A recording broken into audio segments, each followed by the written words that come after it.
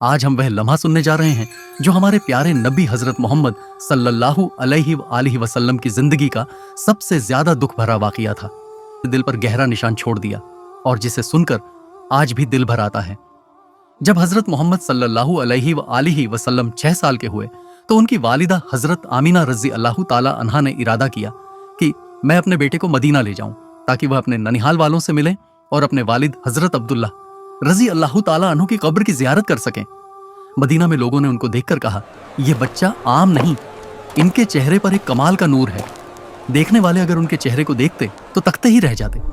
کچھ دن بعد جب واپسی کا سفر شروع ہوا تو راستہ لمبا تھا، گرمی تھی، تھکن تھی۔ اسی سفر میں حضرت آمینہ رضی اللہ تعالی عنہ اچانک بہت بیمار ہو گئیں۔ ان کا بخار بڑھتا گیا، سانسیں بھاری ہوتی گئیں اور ان کے ہاتھ کانپنے لگے۔ آخر وہ ابا نام کی جگہ پر رک گئیں اور وہیں ان کی طبیعت اور بھی نازک ہو گئی۔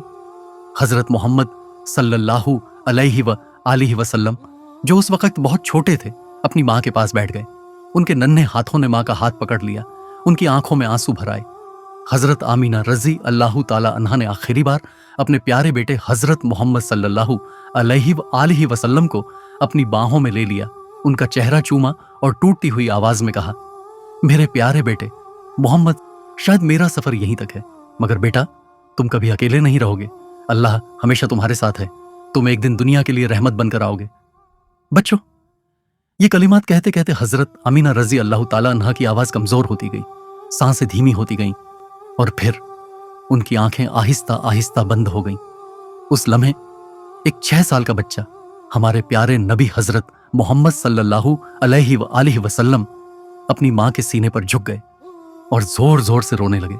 اتنا روئے کہ ان کے آنسو ان کے ہاتھوں اور اپنی ماں کی قبر کی مٹی پر گرتے رہے۔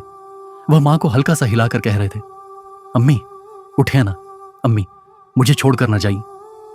بچوں، یہ منظر اتنا دردناک تھا کہ ام ایمن رضی اللہ تعالی عنہا بھی رونے لگیں۔ انہوں نے چھوٹے حضرت محمد صلی اللہ علیہ وسلم کو اپنی گود میں بھرا، ان کے سر پر ہاتھ پھیرا اور کہا، بیٹا آپ صلی اللہ علیہ وسلم کبھی اکیلے نہیں، اللہ ہمیشہ آپ صلی اللہ علیہ وسلم کے ساتھ ہے۔